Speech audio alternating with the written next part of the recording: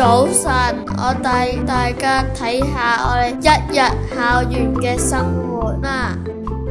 我哋朝早返到學校之後，我哋會排隊洗手，睇下同學洗得幾仔細幾乾淨，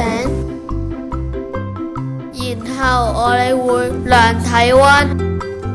如果冇帶學生證，就要去檢查區。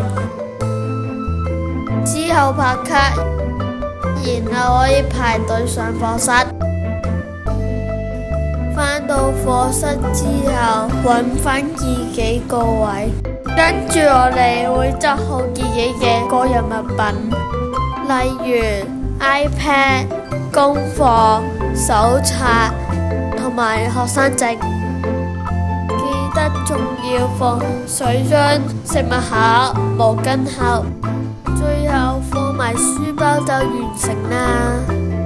班主任時間嗰時，我哋會進行唔同嘅晨光運動項目，例如是粉跑、戰繩、曲棍球同埋戶外跑。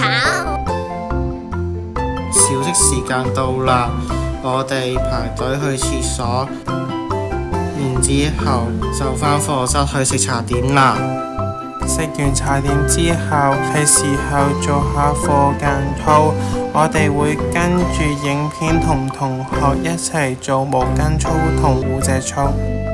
到咗午休自選小息，我哋會學校唔同嘅地方，例如遊樂場、地下操場、籃球場同課室，然後可以揀自己中意活動玩啦，例如籃球、跑步、桌遊、乒乓球、休閒活動同拋豆袋。